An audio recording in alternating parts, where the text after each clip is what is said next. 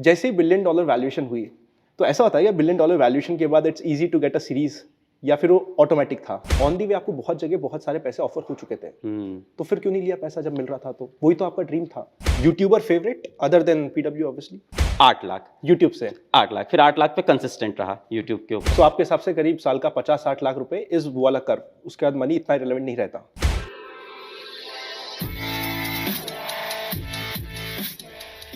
सो अलग सर, कैसे हो? बढ़िया सर, आप कैसे हो सर? क्या नया धमाका कर रहे हो? नया धमाका इसी बीच अब नया धमाका, अभी नीट पीजी का धमाका भी हुआ है, 3-4 दिन हुए हैं। अगला धमाका हम लोग क्या सोच रहे हैं यूनिवर्सिटी का।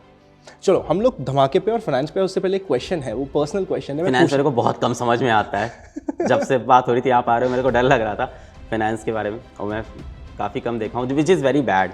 मुझे लगता है फाइनेंस की अवेयरनेस कम है, और इसीलिए हम लोग भी ऑफकोर्स मतलब फाइनेंस में काम करना चाहते हैं। जैसे जेनरिक फाइनेंस की जो नॉलेज है वो कम है लोगों को, जो कि पढ़ानी चाहिए मुझे लगता है। हम लोग घर में बात नहीं होती फाइनेंस की, तो मेरा भी कमज़ोर है, मैं ऑनेस्टली पहले से एक्सेप्ट कर लेता हूँ। सर ऐसा नहीं हो आपकी कमजोरी पूरी करने के लिए आप फाइनेंस वाला ही लॉन्च कर दो? कर रहे हैं ना। फाइनेंस वाला कमिंग सून, प्रमोशन नहीं छोड़ूंगा मैं। चलो प्रमोशन से ही बात करते हैं। अमेजॉन पे आपकी सीरीज आई, उससे रिलेटेड स्टार्ट करते हैं, क्योंकि क्वेश्चन था जो जब मैं अपने सारे क्रिएटर्स दोस्तों से मिला था, सबका ये क्वेश्चन था। जैसे ही बिलियन डॉलर वैल्यूएशन हुई, तो ऐसा होता है कि बिलियन डॉलर वैल्यूएशन के बाद it's easy to get a series, या फिर वो ऑटोमेटिक था? बिलियन डॉलर का अनाउंसमेंट तो मई 2022 में अनाउंस हुआ, और सीरीज़ बननी स्टार्ट हुई 2021 फेब में। तो 2021 फेब में अमेजॉन वाले आए, और तब तो यूनिकॉर्न क्या, तब तो मतलब कुछ पॉपकॉर्न भी नहीं थे हम लोग, तो कोई वैल्यू नहीं थी ऐसे ऑन पेपर। हाँ, पर तब भी ये था कि हाँ बच्चे जानते हैं। तो अमेजॉन वाले आए कि ऐसी ऐसी स्टोरी करेंगे, उन्होंने वही रेफरेंस भी वही दिया कि आनंद कुमार जैसी स्टोरी है और वैसा रहेगा। हमने कहा वो तो बहुत इंस्पिरेशन है। तो उन्होंने कहा ऐसी कहानी आपके ऊपर हम लोग बनाना चाहते हैं, ऐसा ऐसा करना चाहते हैं, तो आर्टिस्ट के साथ आपको 7 दिन बिताने होंगे। तो इनिशियल सेशन तो हम लोग को अच्छा लगा। हम लोग का 7 दिन बिताने वाली चीज़ें थोड़ी मुश्किल होगी, क्योंकि हम लोग यहाँ काम में एंगेज्ड हैं, और फिर वो चीज़ एकदम अपने जोनर में नहीं है। तो ये तो 2021 में ही मतलब उन्होंने कहानी सुना दी थी, बनाना स्टार्ट कर दिया था। इनफैक्ट सीरीज़ और पहले आनी थी, ये भी सच है। फिर कोविड के रीज़न से इनकी शूटिंग काफ़ी डिले हुई, और फिर शूटिंग 1-2 महीना डिले हो गई, शायद सेकेंड वेव आ गई, उसके बाद फिर से शूटिंग हुई, तब जाके रिलीज़ हुई। तो एक और क्वेश्चन थोड़ा सा वियर्ड है, बट हाँ हम लोग फाइनेंस वाले, तो क्या ये सीरीज बनाने के पैसे लगते हैं हमारे? पैसे मिलते हैं। तो पैसे ऑफर होते हैं, आपको रॉयल्टी फीस मिलती है अपनी स्टोरी की, और जितने भी इंपॉर्टेंट कैरेक्टर होते हैं सीरीज़ के अंदर जिनका फैक्चुअल नेम यूज़ किया जाएगा, तो उनके सिग्नेचर लगते हैं पेपर्स पे कि आपको कोई आपत्ति नहीं है इस कंटेंट से, अपना कंटेंट देख लो, आपके डायलॉग से आपको कोई आपत्ति नहीं है।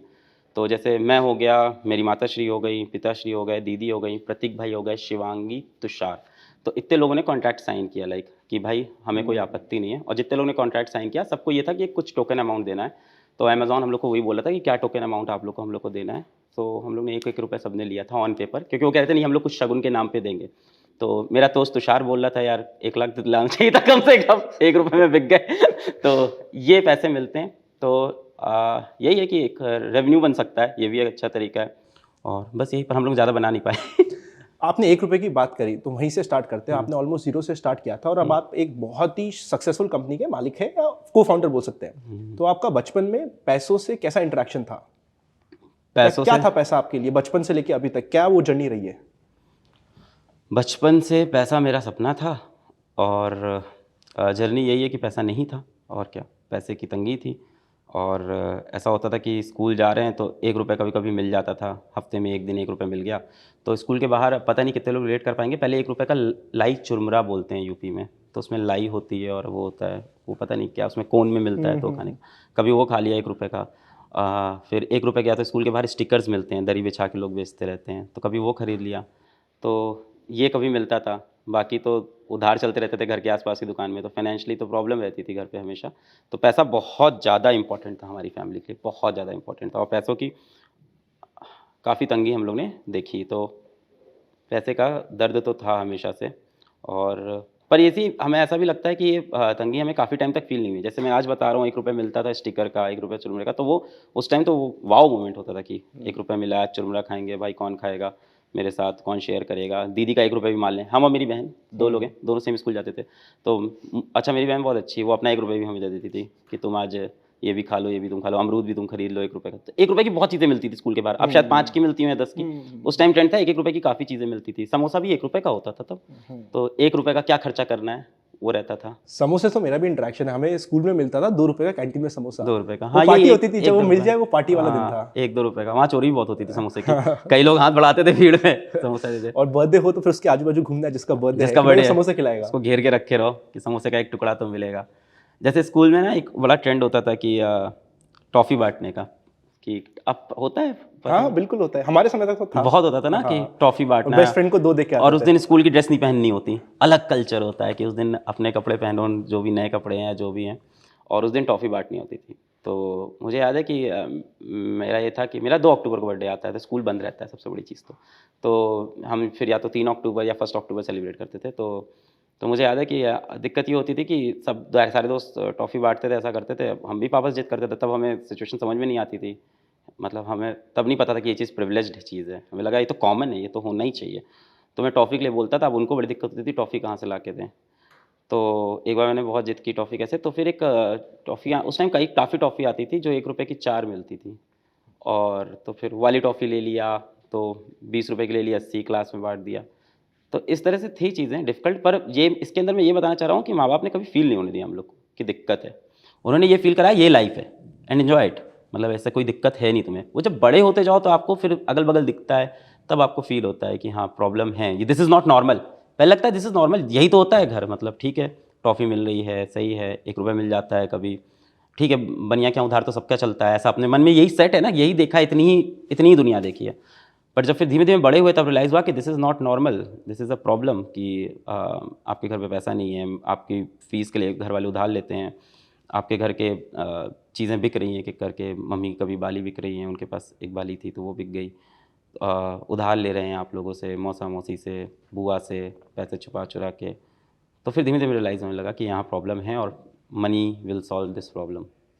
तो जब आपके लिए हमेशा पैसा इतना इंपॉर्टेंट था, ये नेचुरल क्वेश्चन आ रहा है जो आपकी कन्वर्सेशन से आया, आपने कहा कि बचपन में भी सपना था कि भाई पैसा हो, हुँ, तो बहुत ऑन दी पैसा। वे बहुत पैसा हो, ऑन दी वे आपको बहुत जगह बहुत सारे पैसे ऑफर हो चुके थे, हुँ, तो फिर क्यों नहीं लिया पैसा जब मिल रहा था? तो वही तो आपका ड्रीम था। और क्या उस समय यह था कि भाई बिलियन डॉलर बनाऊंगा? वो तो नहीं होगा, हुँ।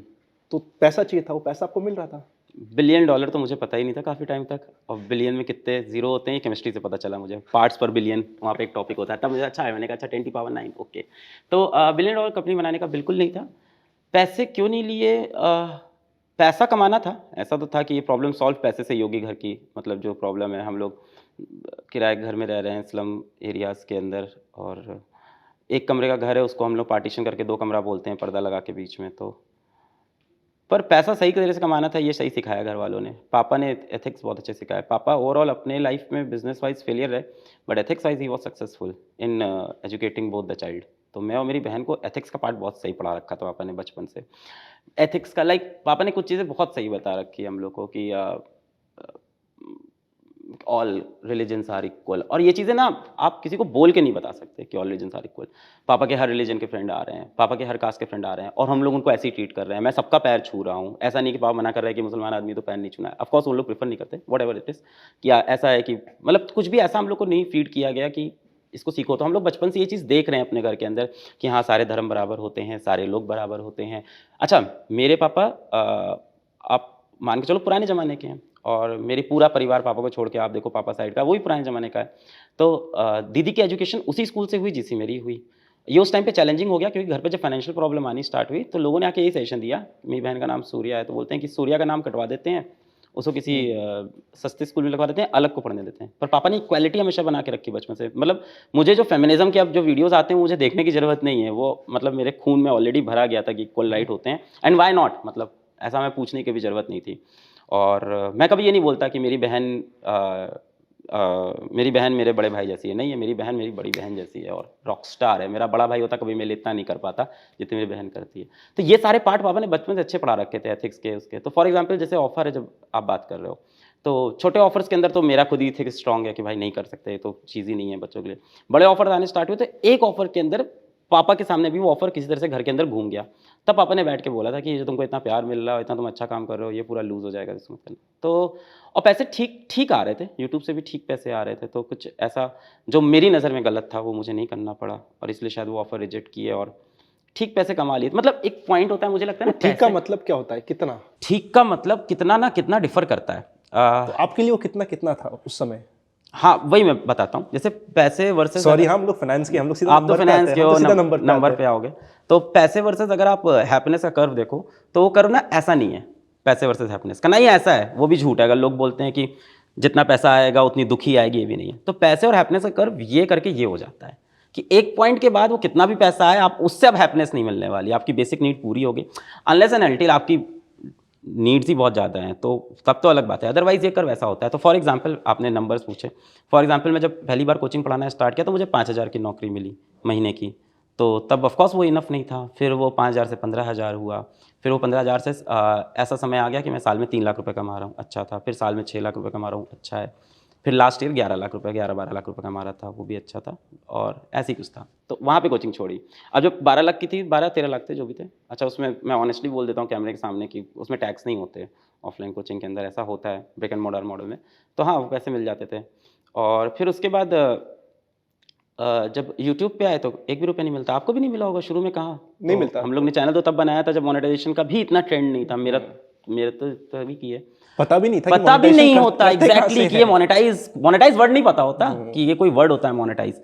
तो अच्छा, वो अब यूट्यूब ने उसको मोनेटाइज रख के अर्न लिख दिया तो समझ आता है, चलो पैसा earn, मिलेगा। हाँ तो वहाँ से पैसे आने स्टार्ट हुए। तो पहले तो वहाँ से भी 1 साल के ऊपर 8,000 रुपये आए, फिर 8 के बाद 17, 17 के बाद 13 गिर गया, 13 के बाद मैं महीने वाइज आपको एकदम नंबर बताता हूँ, 8,000, 17,000, 13,000, 40,000, 1 लाख, 2 लाख, 4 लाख, 6 लाख, महीने का है ये, 6 लाख, 8 लाख, यूट्यूब से 8 लाख, फिर 8 लाख पे कंसिस्टेंट रहा यूट्यूब के ऊपर, 6 से 8 लाख में, तो it was good money for me. अब इसके आगे कोई, हाँ अब आप सोचो 6 लाख महीने का इज लाइक 60-70 लाख साल का। अब इसके बाद कोई आके बोले 5 करोड़ ले लो, 10 करोड़ ले लो, मुझे लगता है ये 6 लाख महीने का is enough for a person like me and family like me, तो उतना पैसा ही मेरे लिए इनफ है। अब उसके आगे कोई 10 करोड़, 20 करोड़, 25 करोड़ कुछ भी बोले तो वो एक बराबर हो जाए, वो वाले कर्व पे मैं आ गया हूँ कि वहाँ से अब मुझे इस चीज़ की नीड नहीं है। सो आपके हिसाब से करीब साल का 50-60 लाख रुपए इस वाला कर्व, उसके बाद मनी इतना रिलेवेंट नहीं रहता। Depend people to people. So एक मेरे बहुत सक्सेसफुल फ्रेंड हैं, टीचिंग इंडस्ट्री के हैं, तो उन्होंने ये फिगर बोला कि 10 करोड़ का होता है, कि एक बार 10 करोड़ रुपए आ जाएं तो ज़िंदगी, तो सबका फिगर ये अलग अलग होता है। हाँ अब यार इसको डिफाइन नहीं कर सकते। फॉर एग्जांपल मेरे लिए 6 लाख रुपए बहुत बड़ी अमाउंट है, किसी के लिए, अंबानी साहब के लिए 6 लाख रुपए बहुत छोटी अमाउंट है। तो ये depends on your life style and depends on your upbringing also, कि कितना पैसा आपके लिए इनफ है। देखा जाए तो कितना भी पैसा इनफ नहीं है। अब 6 लाख रुपए में तो आप काफ़ी लोग की हेल्प भी कर सकते हो, खुद भी जी सकते हो, 4 लोग का परिवार भी जी सकता है। तो फिर जब ये 6 लाख रुपए 8 लाख रुपए आने स्टार्ट हुए तो मैंने पैसे बचाने शुरू किए। तो ऐसा नहीं मैंने अपनी लाइफस्टाइल चेंज की, जैसे ही 6-8 लाख रुपए आने स्टार्ट किए मैंने 2 काम किए। एक पहला काम तो ये किया कि मैं कंटेंट खूब खरीदने लग गया पढ़ाने के लिए, नोट्स खरीदना स्टार्ट कर दिया, अच्छी किताबें खरीदना स्टार्ट कर दिया, अच्छे कोर्सेज खरीदना स्टार्ट कर दिया, अपने मोबाइल अपग्रेड कर लिया, भाई अच्छा मोबाइल लेना स्टार्ट किया कि वीडियो अच्छा आएगा, माइक ले, छोटी छोटी चीज़ें, इस तरह की इंप्रूवमेंट, सिस्टम अच्छा लिया। और दूसरा मैं पैसा सेव करने लग गया, जो मैं आज किसी को शायद इतना रिकमेंड नहीं करूँगा, पर मैंने किया। और उसका रीज़न मेरी कहानी है कि कहाँ मेरा सेव करते थे और कब स्टार्ट किया था ये सेविंग? सेविंग मैंने ऑफलाइन से स्टार्ट कर दी थी। अब जब आप ऐसे घर से आते हो ना जहाँ आपने पैसे की किल्लत देखी हो, तो आपको पैसे की वैल्यू समझ में आती है। और हमारा और हमारी बहन का एक ही सपना था कि यार मम्मी और पापा को वापस घर खरीद के देना है, जो घर बिका हम लोग के आंखों के सामने, तो वो एक करके देना है। इन लोग ने इतने स्ट्रगल करके इतना लड़के पढ़ाया है ना माताश्री ने, तो इनको अपना घर खरीद के देना है और उसमें घर में लेके जाना है, बस अपना अपने पैसे से घर खरीद के। तो हमारा और दीदी का मेन एम, दीदी भी ट्राई करती थी पर मैं बहुत ज़्यादा संकी था इस बात में, मतलब मेरे को बहुत था कि अपना घर, मुझे जल्द से जल्द अपना घर खरीदना है। तो जब मैंने ऑफलाइन कोचिंग पढ़ानी स्टार्ट की तभी से मैंने पैसे सेविंग करने स्टार्ट कर दिए। अब मेरे सेविंग करने का तरीका थोड़ा गलत था अब आप लोग के फाइनेंस के हिसाब से। क्या करते थे? एफडीज करते थे हम, तो वही जिससे सिंपल भारत का हर इंसान, जो नॉर्मल इंसान को समझ में आता है। तो फॉर एग्जांपल जैसे महीने का मुझे किसी तरह से मान लो 1 लाख रुपए मिल रहा है, तो मेरा ऐसा होता था कि मिलते ही 60-70 हज़ार में एफडी में डाल देता था। अब 30 हज़ार में मेरा महीना चल जाएगा। मैंने इसका उल्टा करने की भी कोशिश की थी स्टार्टिंग में कि पहले खर्चा कर लेते हैं फिर बचाते हैं, नहीं वर्क किया मेरे लिए। मैंने किसी का टिप्स नहीं देखा उस टाइम, तो मुझे ही समझ आया पहले निकाल दो फिर बचे हुए में चल जाता है जीवन। तो मैं एफडीज करता गया। फॉर एग्जांपल जब मैंने ऑफलाइन कोचिंग पढ़ाना छोड़ा 4 साल बाद, तो रिस्क था कि अच्छे पैसे आ रहे थे, 12-13 लाख रुपए आ रहे थे पर साल के, तो रिस्क तो था कि आप छोड़ रहे हो क्या करोगे। पर उस टाइम मेरी 10-12 लाख की सेविंग थी 4 साल में, तो मैंने कहा था यार इस 10 लाख को अगर मैं डिवाइड करूं तो मेरे 3 साल का 3-3.5 लाख का पैकेज है, जो कि नॉर्मली टीसीएस इन्फोसिस में मिलता है ऐसे लोग बच्चों को। तो हमने कहा 3 साल तो हम सर्वाइव कर लेंगे। तो यूट्यूब से पैसे आने स्टार्ट किए, तब भी हम काफ़ी सेविंग कर रहे थे। और तब मेरी सेविंग का एक रीज़न था कि मेरे को घर खरीदना है।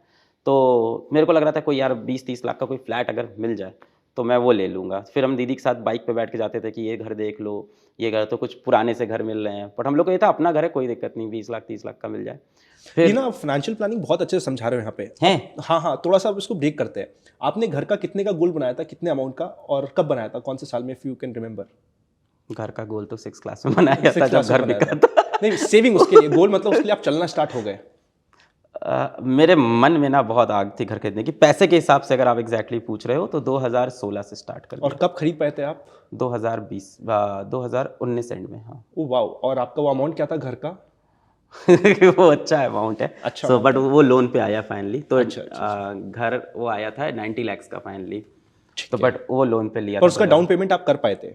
डाउन पेमेंट हाँ कर पाए थे, बट फिर लोन पे हो गया। 2019 तक समझ में आ गया था कि अब संभल जाएगी ज़िंदगी यहाँ से, तो और पर यार एक ये भी मुझे लगता है, मतलब अब मेरा घर खरीदने का रीज़न ये है कि इमोशनल है। हाँ इमोशनल है, मेरे अंदर आग है कि वापस घर खरीद। अच्छा इसमें भी ना मेरी और एक मेरे मन में था, वो आज भी है, कि मेरा जो घर बिका है मुझे वही घर खरीदना है। तो एक तो हिंदी मूवीज इतना इंस्पायर करती हैं बचपन में, वो बैठ जाता है दिल में, तो मेरा था कि वही घर खरीदेंगे जाके जो बिका है, और लिटरली किसी भी भाव पे खरीदेंगे। हाँ पर जब गए तो भाव बहुत ज़्यादा था और फिर जस्टिफाइड नहीं लगा कि ये घर नहीं लेना है। पर आज भी मेरे मन में है, तो मैं अपनी दीदी से शेयर करता हूँ कि पागल हो ये सब, क्या तुमको मूवी का शौक चढ़ा है?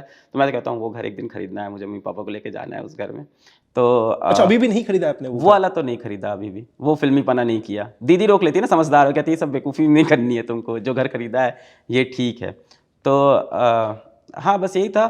एक टाइम पे लग रहा था कि कोई 20-30 लाख का भी घर खरीद लेते हैं। अच्छा हाँ यही मैं आ रहा था, तो घर खरीदने का लेके मुझे तो लगता है प्रतीक भाई और हम लोग यही बात करते हैं, घर खरीदना, प्रॉपर्टी खरीदना इज़ अ होक्स। अभी कोई नीड नहीं है, मतलब अब वो घर खरीदा, आज हम लोग रहते हैं यहाँ नोएडा किराए घर पे, फिर से ऑफिस मेरा यही है, तो मैं नोएडा में किराए घर पे रह रहा हूँ। इसके पहले मैं दिल्ली किराए घर पे रह रहा था, हो सकता हो कल को बैंगलोर में किराए घर पे, और मेरा वो इलाहाबाद का घर की तरह रखा हुआ है, सजा हुआ है, वहाँ हम लोग कभी कदार जा पाते हैं। तो होली दिवाली। हाँ होली दिवाली, हाँ मैं पिछले 1 साल में मैं सिर्फ 1 बार घर गया हूँ, तो फिर क्या फ़ायदा आपको ऐसा घर लेने का? तो मुझे लगता है कि इतना इमोशनल नहीं होना चाहिए, और मुझे लगता है कि रेंट पे भी अच्छे घर मिल जाते हैं और ज़िंदगी बढ़िया चल जाती है, पैसे भी बच जाते हैं। तो आज के टाइम पे तो मुझे लगता है घर खरीदना एक पूरा, हाँ अब इमोशनली आपको पता नहीं है कि हम लोग को भारत में ऐसा सिखाया भी जाता है ना कि अपना घर होना बहुत इंपॉर्टेंट है, शादी नहीं होती? खुद का घर नहीं है तो शादी नहीं होती। अरे एकदम सही बोला, मतलब इवन आफ्टर एस्टैब्लिशिंग फिजिक्स वाला, even after all doing all this, ये क्वेश्चन तो आता ही है लास्ट में, तो आपका अपना घर, अच्छा किराए दिल्ली में आप किराए घर पे क्यों रहते हो, खरीद क्यों नहीं लेते हो घर? हमने कहा क्यों खरीदेंगे, आज मैं दिल्ली में हूँ, कल नोएडा में हूँ, फिर बैंगलोर में हूँ, कानपुर में, कितने घर खरीदूँ, क्यों खरीदूँ? तो प्रतीक भाई और हम तो एकदम प्रॉपर्टीज में बिलीव ही नहीं करते, और उस घर के बाद फिर हमने कुछ खरीदा भी नहीं, मतलब उसके बाद फिर कभी ऐसा नहीं हुआ कि एक और एसेट यहाँ खरीद लें, यहाँ खरीद लें, फिर उसके बाद घर नहीं खरीदा। बट वो घर खरीदना बहुत इंपॉर्टेंट था, और है उसका प्राउड मम्मी पापा को, मतलब वर्थ था वो। तो आपका स्ट्रगल पैसों से हमेशा चल रहा था, ठीक है? जब चल रहा था और आपने ऑनलाइन करना स्टार्ट किया, तो उसके बाद जब एक्चुअली आप डिजिटली जा रहे थे, तो बूटस्ट्रैप करने की क्या जरूरत थी? बूटस्ट्रैप करने कहीं से भी फंडिंग, बूटस्ट्रैप ना करने की क्या जरूरत थी, मेरा सवाल ये हाँ होगा। मतलब अच्छा, बूटस्ट्रैप ना करने की क्या जरूरत रिस्क है? बहुत हो रहा था ना आपका कि अगर बाई चांस फेल हो गया तो सब कुछ जो भी अभी तक कमाया या बचाया वो सब लग जाएगा स्टिक पे। बात तो सही है, क्योंकि लग गया था ना सब। आपने कहा कि भाई मेरे पास 10 लाख रुपए थे जो अगले 3 साल मेरे को चलाने थे, सपोज करते हुए आपने पैसा अपना ऑनलाइन लगा दिया और वो फेल हो गया, फिर ये सवाल मेरे घर में पापा भी पूछते हैं, पर पापा का पूछने का तरीका थोड़ा गंदा रहता था कि क्या कर लोगे, फिर क्या हो जाएगा। दीदी ने तो लॉजिकली, इसलिए आप मुझे अब गुस्से से देख रहे हो कि ये सवाल वापस आ गया घूम फिर के। दीदी लॉजिकली पूछ चुकी है कि कैसे करोगे। दीदी ने यही पूछा था कि अगर नहीं वर्क किया, 1 साल हो गया यूट्यूब पे नहीं वर्क कर रहा था, कि नहीं वर्क करेगा तो क्या करोगे, पैसा कहाँ से आएगा। पहली बार जब 8,000 रुपये आया तो हम दीदी 8,000 आ गया। अब मेरे लिए बहुत एक्साइटमेंट था कि 1 साल बाद 8,000 आ गया फाइनली 3 महीने में। मतलब 1 साल बाद 3 महीने लगा आने में पैसा, वो पहली बार पैसा आने में जो पूरा झमेला होता है ना, पूरा ओटीपी डालो, ओटीपी डालो। अब तो शायद ईजी हो गया शायद प्रोसेस, कुछ लगता तो फिर भी है। तो पहली बार पैसा जब आया तो हम दीदी को एक्साइटेड, आप बताया 8,000 आ गया, तो उसने कहा यार नहीं हो रहा है लग, ये कैसे होगा। तो मैंने उसको यही बोला था कि जब मैं 4 साल पहले कॉलेज छोड़ के आया था तो 5,000 की नौकरी ढूंढ रहा था, ठीक है। आज महीने का 1 लाख रुपये तो कमा ही रहते जब हमने कोचिंग छोड़ी। तो हमने कहा 4 साल लगा इस चीज़ में, तो हमने कहा मेरे को यूट्यूब पे 4 साल तो देने दो, 4 साल में बना लेंगे। और बस यही है, मैंने एक बार ऑफलाइन कोचिंग बिल्ड की तो मेरे अंदर कॉन्फिडेंस था कि एक बार किया है तो यूट्यूब पे मैंने ये कहा था कि यार अभी जल्दी क्यों जज कर रही हो, 1 साल में, यहाँ भी 4 साल लगेगा, यहाँ भी ग्रोथ होगी।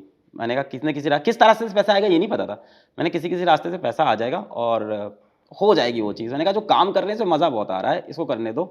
और बस यही एक कॉन्फिडेंस था कि बिल्ड हो जाएगा फाइनली, और यही आपके ऊपर भी यही था कि ये बिल्ड हो जाएगा। मुझे लगता है ना इसका आंसर जो होगा कि यार फाइनेंस हो गया, पैसा हो गया, वैल्यू हो गई ना, वो किसी बैंक में नहीं है, वो किसी वॉलेट में नहीं है, वैल्यू आपके अंदर है।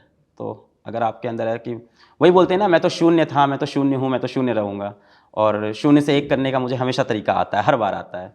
तो मैं कॉलेज छोड़ के आया, मैंने शून्य से एक किया। मैं बचपन में था, पैसे नहीं थे तो मैंने कोचिंग ट्यूशन पढ़ाया, शून्य से एक किया।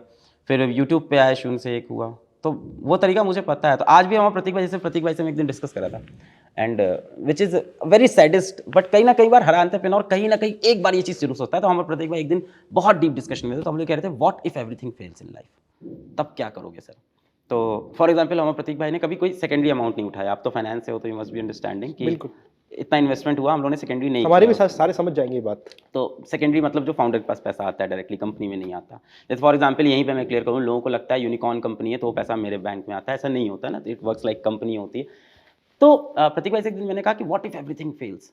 सो प्रतीक भाई ने, तो मैंने तो एक घर खरीदा भी 2019 में, फिर उसके बाद 2020 में ऐप स्टार्ट हुआ, उसके बाद भी प्रतीक भाई ने आज तक कोई घर नहीं खरीदा। तो मैं उनको बोलता हूँ कि buy a home for you at least, and वो घर नहीं खरीदे, उनको तो कार भी बड़ी मुश्किल से हम लोगों ने दिलाई। तो वो अभी भी किसी भी दिन कहीं से भी ऑटो से आ रहे हैं, चप्पल पहन के आ रहे हैं, उनका तो लाइफस्टाइल अलग लेवल पे चलता है। तो और उनकी दिक्कत ये है, उनको ऑफिस से एक गाड़ी अगर अलॉट भी कराओ तो कुछ दिन बाद वो गाड़ी किसी और एम्प्लॉय के पास होती है, किसी और टीम मेंबर के पास। तो बोला जाता है प्रतीक भाई के दरबार से कोई खाली नहीं लौटता। तो एक दिन मैंने पूछा तो हमें भी दरबार पे जाना पड़ेगा। व्हाट इफ, आधा घंटा लगता है उस इंसान को कन्विंस करने में। तो एक दिन just kidding by the way. नहीं, that's true, but if anyone is hearing. So मैंने एक दिन पूछा what if everything fails Prateek भाई, you are not saving money, you are not buying a single home, ठीक है, आप पैसे भी नहीं उठा रहे हो। तो उन्होंने कहा सर मेरी सबसे बड़ी लर्निंग है ना ये इतनी बड़ी टीम जो मैनेज कर रहा हूँ। क्या सर ये फेल तो मैं होने नहीं दूंगा, यहाँ तक तो हम लोग पहुँच गए, अब फेल नहीं हो सकता, यहाँ से ऊपर नीचे हो सकता है, फेल नहीं होगा। दूसरी चीज़ बोले सर मेरी इतनी बड़ी लर्निंग है ना, मैं आज की डेट में किसी भी कंपनी के सामने खड़ा हो जाऊंगा तो मेरे को तुरंत लीडरशिप पोजीशन मिल जाएगी और मैं वहाँ जाके अपना बढ़िया काम चला लूँगा। तो he is like work freak.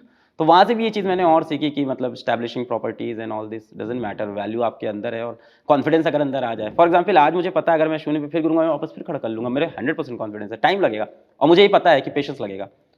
अभी क्या है ना, दिक्कत क्या है, लोग ऐसे देखते हैं ना कि ये चीज़ यार वर्क नहीं की, 1 महीना हो गया, 2 महीना हो गया, 6 महीना हो गया, साल भर हो गया, वर्क नहीं किया। तो अभी लोग वो भूल गए हैं कि यार आम का पेड़ उगने में टाइम लगता है। बीज आप कुछ भी लगा लो, आप फॉरेंसिक बीज लगाओ, जो फर्टिलाइजर डाल दो, आम का पेड़ है वो उगेगा, फिर पेड़ में आम आएंगे, मौसम आएगा, तो उसका आपको वेट करना है। तो 5 वर्ष लगते हैं किसी भी चीज़। इसमें आप एक चीज आपकी मेरे पास आया था वीडियो जो मैंने देखा था कि बहुत रातों की मेहनत के बाद वो रात आती है जिसमें लोग कहते हैं कि मैं रातों रात सक्सेसफुल हो गया। हाँ, अभी रिसेंटली मेरे से ऑफिस में किसी ने पूछा था कि कैसे ये 2 साल में टर्न अप हुआ, तो आपको 2 साल लगे। मैंने कहा जीवन लग गया मुझको ये बनाने में भाई, 2 साल नहीं लगे। तो 2 साल आपको बाहर दिखता है। तो ये कॉन्फिडेंस था, इस वजह से रिस्क ले पाया, मुझे तो पता था। अब जैसे इन्वेस्टर आ गए हैं तो अब इन्वेस्टर का कितना कंट्रोल होता है? बिल्कुल अच्छा सवाल पूछा आपने, ठीक है, और I am very happy answering this. तो क्लियर करते हैं यहाँ पे। तो अभी मेरी एक इन्वेस्टर की प्रिंसिपल आई थी, देबरा करके हैं जीएसवी फाउंडेशन से। तो वो रूम में बैठे थे, तो मैंने उनको बताया कि अभी मैंने यूट्यूब पे देबरा, वहाँ नाम लेते हैं, उनका कल्चर है ना, वैसे तो हम लोग यहाँ सर मैम। तो मैंने बोला देबरा मैंने अभी यूट्यूब पे रिसेंटली मैंने ये बोल दिया है कि अगर इन्वेस्टर हमारे ऑनलाइन कोर्सेज के प्राइस बढ़ाएंगे तो हम लोग सारे पैसे वापस कर देंगे। तो वो हंसने लगे कि हम क्यों बढ़ाएंगे तुम्हारे प्राइस, इट्स योर। तो देबरा ने कहा why don't you go and tell them कि we own a very minority in you. तो अगर दोनों इन्वेस्टर्स को मिला के देखें तो they own 9% of whole PW stakes. तो कंट्रोल 9% में क्या होगा सभी लोग यहाँ समझ सकते हैं, तो ये तो किसी को बताना नहीं। मतलब बेसिकली क्या होता है, जिनके पास 51% होता है they make all decisions, we still hold like 91%, तो वी रन एवरीथिंग। तो इन्वेस्टर्स का कंट्रोल नहीं होता बट सजेशन मिलते हैं। So investors are not that bad people if you choose investor wisely, ठीक है। आज की डेट पे मैंने भी एक टेक कंपनी पे कुछ बहुत छोटा सा अमाउंट लगाया तो मैं भी इन्वेस्टर हो गया। तो क्या मैं बहुत बुरा आदमी हूँ या मैं कंट्रोल करने लगूंगा किसी को? नहीं। सो अच्छे इन्वेस्टर जो होते हैं, इम्पैक्ट इन्वेस्टर, हम लोग ने काफ़ी ढूंढा।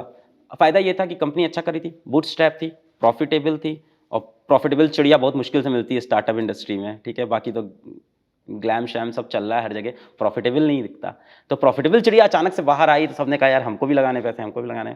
तो हम लोग पास चॉइसेस अच्छी थी, तो हम लोग ने उसमें से चूज़ किया सबसे पहले इम्पैक्ट इन्वेस्टर। इम्पैक्ट इन्वेस्टर वो होते हैं जो वहाँ इन्वेस्ट करें जहाँ उसको दिखता है सोसाइटी में कुछ चेंज आ रहा हो। तो सबसे पहले हम लोगों ने चूज़ किया वेस्टब्रिज कैपिटल, संदीप सिंगल है। तो डॉक्टर लाल पैथ लैब, इस तरह की चीज़ों पे इन्वेस्ट किया जो मासेस तक पहुँच। वो हमेशा कहते हैं मासेस में करो। तो संदीप से अच्छे हम लोग को सजेशन बहुत अच्छे मिल जाते हैं। तो I don't know, Sandeep age must be 50 और something, but he looks very young. So Sandeep काफ़ी चीज़ों हम लोग को अच्छा गाइड कर देते हैं, ये करना चाहिए, ये नहीं करना चाहिए, देखो इससे ये दिक्कत हो सकती है। और देबरा की वजह से हम लोग को फ़ायदा ये है कि इंटरनेशनली टेक्नोलॉजी में क्या चल रहा है एडटेक के अंदर। Debra has invested in, Debra is GSV, तो जीएसवी ने एडटेक के अंदर बहुत हर जगह लगा रखे हैं पैसे। तो वो इंटरनेशनल हम लोग को बता देते हैं कि यार यहाँ ये चीज़ वर्क कर रही है, तुम्हारे मॉडल में ट्राई करो, वो करेगी कि नहीं करेगी। तो उनकी वजह से इंटरनेशनल कनेक्ट, इंटरनेशनल एडटेक, ये सारी चीज़ें समझने को मिलती है। तो अभी तो 9% ओन करते हैं इन्वेस्टर्स, और मच मोर देन मेजॉरिटी हमारे पास है। तो कंट्रोल तो नहीं है, सजेशंस उनके साइड से काफ़ी आते हैं। कंट्रोल जैसा अभी तक तो एक बार भी हम लोग को फील नहीं हुआ, ना हम लोग होने देंगे। तो अरे हमारे वो इन्वेस्टर है ना संदीप सिंघल, तो वो हम लोग उनसे मिलने गए थे, तो क्या है, तुम लोग से मिलके लग नहीं रहा है एंटरप्रेन्योर्स आए, तुम लोग गुंडे जैसा बैठे हो यहाँ पे एकदम। सो प्रतीक भाई है ना, गैंगस्टर टाइप बातें करते हैं, तो उनको कहते हैं ये मुझे करना है तो मुझे करना है। तो उन्होंने बोला तुम लोग एडटेक के गुंडे जैसे दिखते हो हम लोग को, कि तबाही मचा देंगे, ऐसा कर देंगे, फीस सस्ती कर देंगे, और जो हमारा मन है करेंगे, जो ट्रेडिशनल नहीं है वो करके देखेंगे। और हम लोग जब भी हम लोग से कोई सवाल पूछता है कि यार ये चीज़ देखो, इस एडटेक ने ऐसा नहीं किया था, इस एडटेक ने ऐसा नहीं किया था, see how they are doing, तो हम लोग सिर्फ एक सवाल पूछते हैं उनसे, क्या वो प्रॉफिटेबल हैं? नहीं है। हम हैं तो हमें पता है प्रॉफिटेबल कंपनी कैसे बनती है, तो हमारी सुना करो। तो इस चीज़ में अच्छे हैं वैसे इन्वेस्टर। चलिए लास्ट लेग पे जाने से पहले कुछ रैपिड फायर करते हैं। आई थिंक रैपिड फायर सबको बड़ा मजा आता है। कुछ रैपिड फायर क्वेश्चंस लेते हैं। ठीक है। पहला कि भाई $1 बिलियन कंपनी के फाउंडर के बैंक अकाउंट में कितने पैसे होते हैं? तो पैसे होते हैं, इतने रहते हैं कि मुझे जो चाहिए मिल जाता है। मतलब मेरे को जो चाहिए होता है, कार्ड लगाता हूँ तो पैसे आ जाते हैं, पर मैं देखता नहीं हूँ कि कितने अकाउंट चाहे में वो पैसे। हेलीकॉप्टर हो मुझे चाहे गाड़ी हो। नहीं, हेलीकॉप्टर नहीं आ पाएगा भाई, यार ऐसा मत करो। हेलीकॉप्टर के लिए फिर मुझे अपने सीएफओ से, फाइनेंस वाले से बात करना पड़ेगा, हेलीकॉप्टर दिलवा दे। पर वो फिर उसके बाद आ जाएगा, क्या चीज़? फाइनेंस वाले से बोलते ही आ जाएगा। फिर उनको ये बताना पड़ेगा किस तरह से ये कंपनी में यूजफुल है। तब आ सकता है कि कंपनी में इसका काम, बच्चों हम लोग को ये बताना पड़ेगा कैसे जस्टिफाइड है ये बच्चों के लिए। तो सो अभी तक का आपका सबसे कॉस्टलीस्ट एसेट जो आपने बाय किया है? कॉस्टली असेट, सबसे महंगा एसेट जो आपने बाय किया है? आई थिंक अभी तक आई न्यूरॉन होगा, मुझे लगता है it's around 250 crore, but it doesn't goes in cash, it goes in equity. आपका पर्सनल लेवल पे आपने जो एसेट बाय किया हो, कोई कार अच्छा, हो, सामान, कोई घर हो, घर ही है अभी तक 90 लाख का, अभी भी लोन दे रहे हैं उसका। और लाइबिलिटी सबसे बड़ी जो आपकी खुद की पर्सनल है? लाइबिलिटी मेरी सबसे बड़ी जो पर्सनल है, in terms of asset, I have no liabilities, not at all. कोई लाइबिलिटी नहीं है? असेट के टर्म्स में कोई लाइबिलिटी नहीं है। ऐसे लाइबिलिटी के टर्म्स में my responsibility for Indian education, जिसको हम लोग बहुत प्रिंसिपली हम प्रतीक भाई सोचते हैं। ये कोई मूवी जिसने आपको बहुत इंस्पायर किया हो? Lot of movies, example? Lot of movies. पान सिंह तोमर, इरफान खान की मूवीज अच्छी लगती हैं, बहुत इंस्पायर किया पान सिंह तोमर ने। इकबाल एक मूवी आई थी हम लोग के टाइम की, वो बहुत इंस्पायर की थी मुझे उस टाइम। एक वो है उनका शो है यार, वो मैं बताना चाहता था एक बार, विपुल गोयल का एक शो है, ह्यूमरसली योर्स, बहुत नीश शो है। अब वो क्या होता है कि जब मैं स्ट्रगल कर रहा था तो मैंने विपुल गोयल का वो शो आया ह्यूमरसली योर्स, तो इट्स अ वेब सीरीज। तो वहाँ ना ऐसा दिखाया है कि he is doing good, he is an awesome comedian, पर वो हिट नहीं हो रहा है। बगल में आके लोग दूसरों के साथ सेल्फी खिंचवा रहे हैं, और मैं उस टाइम ऑफलाइन से पढ़ा के एकदम वैसे ही फील करता था, मैं सब सही कर रहा हूँ, मैं क्यों नहीं चल रहा हूँ। तो मैं बहुत रिलेट करता था। तो उस वेब सीरीज को मैंने काफ़ी देखा, जबकि ओवरऑल शायद ओके, बट मुझे बहुत हिट की थी। और मूवीज़ में अभी वो देखी थी रॉकेटरी, तो वो अच्छी लगी। तो इस तरह की मूवीज़ काफ़ी inspirational. YouTuber favourite other than PW obviously? Other than PW favourite YouTubers whom do I watch a lot? PW के 45 चैनल हो गए हैं, इसी में मेरी हालत। फेवरेट यूट्यूबर्स ऐसे सच नहीं है, काफ़ी लोग के देखते रहते हैं, कभी कोई अच्छी बात कर देता है, कभी कोई अच्छी बात कर देता है। ऐसे एज सच फेवरेट यूट्यूबर तो who is your favourite YouTuber? है कोई ऐसा फेवरेट? इंस्पिरेशन है जिनसे मैं सीखता हूँ, बहुत सारे हैं। इंस्पिरेशन मेरे ज़रूर है। इंस्पिरेशन मेरे शुरुआत में थे, एक टीचर हैं अभिनय शर्मा करके, मैथ्स पढ़ाते थे। तो मेरे कुछ 20,000 सब्सक्राइबर होंगे और 4,000 होंगे बल्कि, और उनके 4.5 लाख थे। तो मैं बड़ा देखता था यार कि ये इंसान यार कैसे बात करता है, ऐसा कुछ मैं कर जाऊँ। तो उस टाइम पे ज़्यादा इंस्पिरेशन होती है। वंस यू मेक इट तो फिर आप अपने पे ही काम करने लगते हो। फिर ऑफकोर्स सीखते तो रहते ही हमेशा आप चीज़ें, अगल बगल क्या चल रही है। आपका फेवरेट टीचर अभी तक का जिसने सबसे इम्पैक्ट डाला आपकी लाइफ में? मेरा सबसे फेवरेट टीचर जिसने इम्पैक्ट डाला मेरी लाइफ में, 2-3 टीचर्स हैं। एक हैं सोहेल तैयब करके, तो आई शुड नॉट फॉरगेट। तो इम्पैक्ट लाइफ से ज़्यादा, हाँ लाइफ में डाला एकेडमिक इम्पैक्ट। फिजिक्स पढ़ाई उस बंदे ने मुझे, और फिजिक्स एकदम ऐसी पढ़ाई कि मेरा फिजिक्स में इंटरेस्ट आ गया। तो सोहेल तैयब सर का काफ़ी इम्पैक्ट है मेरी लाइफ में। अब अपन टुवर्ड्स द लास्ट लेग चलते हैं, जिसमें 1 या 2 डिफिकल्ट क्वेश्चन पूछते हैं, सबसे पहला डिफिकल्ट क्वेश्चन ये कि भाई एडटेक इंडस्ट्री में होने के बाद आप टैक्सेस पे कैसे कर रहे हो? ये बड़ा अच्छा सवाल पूछा आपने। टैक्सेस कैसे पे कर रहे हैं? तो इट्स वेरी सिंपल कि आप एक सबसे पहले एक अच्छा प्रोडक्ट बनाओ, उस अच्छे प्रोडक्ट को कुछ कम जनता के सामने प्रेजेंट करो, वो कम जनता बताएगी उसमें क्या गलतियाँ हैं, उसको इम्प्रूव करो, थोड़ी और बड़ी जनता पे, POC बोलते हैं इसको, है ना, प्रूफ ऑफ कॉन्सेप्ट, और बड़ी जनता पे उसको दो, वो और फीडबैक देगी, अच्छा प्रोडक्ट बन गया, अब उसकी सही प्राइसिंग निकालो, क्या प्राइसिंग होगी, जो प्राइसिंग मासेस तक पहुंच पाए, हम लोग का जो फंड है उस प्राइसिंग पे निकालते हैं, वर्कआउट कर लेते हैं पहले से कि कितना नंबर आने पे ये प्रॉफिटेबल हो जाएगा, उतना नंबर आ रहा है कि नहीं ये देखते हैं, कई बार नहीं भी देखते हैं, डाल देते हैं, और उसके बाद पैसा आता है, और मार्केटिंग पे ज़्यादा बर्न नहीं करो, ओवर पे नहीं करो लोगों को, don't get a cricketer, don't get a superstar to advertise your get a YouTuber, get a YouTuber. Thank you, but we didn't get you even. So हाँ, बस यही सब चल रहा है, और क्या, और सिंपल है, प्राइसिंग सही डिसाइड कर लो, वॉल्यूम सही डिसाइड कर लो, सर्विस अच्छी दो, और इस चीज़ पे रिलाई करो कि वर्ड ऑफ माउथ से अगली बार भी बच्चा आ जाए, आपका प्रोडक्ट अगली बार भी बिक जाए, और ऑफ कोर्स एक्सपेंसेस पे कंट्रोल रखो, ऐसे कोई फ्लैशिश हॉबीज़ ना खुद रखो, ना अपनी लीडरशिप टीम को रहने दो, कल्चरल हैबिट्स अच्छी डालो, टॉप डाउन विजन अच्छा रहना चाहिए पूरी कंपनी का, don't burn heavy on employee cost, ऐसा नहीं कि बहुत हैवी सैलरीज दे रहे हो, तो lot of it take burn a lot in acquiring teachers and pay them like anything, इतना पैसा दिया उन्होंने जो कि अच्छा किया, टीचर्स के पास पैसा आया, विच इज गुड। तो बहुत से लोग ऐसा करते हैं कि PW से पहले ऑफर लेटर लेते हैं, then they go to other edtech कि PW इतना दे रहा है, आप कितना दोगे। So generally the trend is कि PW जितना ही पैसा देता है, बाकी एडटेक उसके 2x तुरंत दे देते हैं, 2x 3x, और यही हम लोग का हायरिंग स्ट्रेटजी भी होता है कि जो भी अगर कोई किसी और एडटेक से मूव करना चाहता है तो हम लोग बोलते हैं अच्छा इतना मिल रहा है तो इसका हाफ है PW के अंदर, and a lot of time, and this is very much impossible to understand और even to admit it for anyone कि बहुत से टीचर अपनी एग्जिस्टिंग सैलरी से कम सैलरी में PW के अंदर जुड़े। 3 रीज़न है इसके। सबसे पहला ऑफकोर्स कि स्टूडेंट लव यहाँ पे बहुत ज़्यादा है, और उनको दिखता है कि हम बच्चों के बीच में वो प्यार मिलेगा, इतने सारे बच्चों के पास रीच मिलेगी। दूसरा, teachers don't have to sell, तो टीचर्स को सेल्समैन नहीं बनाते हैं। और तीसरा, stability. So teacher attrition is close to zero in PW। तो कोई खराब भी परफॉर्म करता है तो हम लोग एक डायलॉग बोलते हैं कि गुरु गुरु होता है यार, गुरु अच्छा पढ़ा है, खराब पढ़ा है, इंटेंशन अच्छा था, तो उस गुरु को बोलते हैं अच्छा कोई बात नहीं, आप क्लास नहीं ले रहे हो, आप DPP सॉल्व कर दो, आप क्लास नहीं ले रहे हो, आप डाउट्स ले लो, आप ये नहीं करो, ये आप ऑनलाइन फिट हुए, ऑफलाइन में, ऑफलाइन में नहीं ऑनलाइन, तो काफ़ी लंबे समय तक चांस देते हैं, और फाइनली वो टीचर कहीं ना कहीं वर्क कर जाता है। तो ये सारे रीजंस की वजह से हम लोग गुड प्रॉफिटेबल है। हमें लगता है ना, if you don't do anything stupid you will be profitable, and if you don't scale too fast you will be profitable. आप बाहर जाके देखो ना, नॉर्मल जो चाय की टपरी वाला है, समोसे की टपरी वाला है, वो सब प्रॉफिटेबल होते हैं। उनका खर्चा क्या है, वो थोड़ी सोच रहे हैं कि इसको स्केल करेंगे, फिर मार्केटिंग कर देते हैं, मार्केटिंग करते हैं, फिर बाद में पैसा आ जाएगा। सो ये पूरा एक फेक बबल है जो कि अब धीमे धीमे बस्ट होना स्टार्ट हो गया है। And talking about $1 billion valuation है, किसी की $10 बिलियन वैल्यूएशन है। अल्टीमेटली अच्छा एक ये भी है ना, कितना भी पैसा आपके अकाउंट में पड़ाओ, once the brand is gone it is gone. एक बार आपकी सर्विसेज खराब हो गई तो आप पड़ा रहे आपके अकाउंट में पैसा, you can not do anything. ना ही आपके पास अच्छी टीम आने वाली है, ना ही आपके पास अच्छी सर्विसेज दे पाओगे, और ना ही आपके पास पोटेंशियल अच्छे स्टूडेंट्स बोल दूँ मैं, या अदर फील्ड के अंदर कस्टमर्स आने वाले हैं। So valuation, money in account, investor, all this is just like fake bubble. Ultimately ये है कि कौन अच्छी सर्विस प्रोवाइड कर रहा है और कितना प्रॉफिट बना रहे हो। जितना आप प्रॉफिट बना रहे हो that is your true valuation, and that is not EBITDA, that is profit after tax। थोड़ी बहुत फाइनेंस में सीख गया हूँ, जो घर पे लेके आते हो आप। पैट प्रॉफिट आफ्टर टैक्स जो है कंपनी के पास, वही यार उसकी वैल्यू है एक्चुअल, और बाकी सब फेक है। और जो सर्विसेज हैं वो वैल्यू है, बाकी तो सब फेक बबल है, और धीमे धीमे सबको समझ में आने लगा है। आप सिर्फ कह रहे थे कि आपको फाइनेंस का ज़्यादा नॉलेज नहीं है, बट आप तो सारे फाइनेंसेस एकदम। मेरे को थोड़ा म्यूचुअल फंड सिखा देना बस आप सेशन के बाद।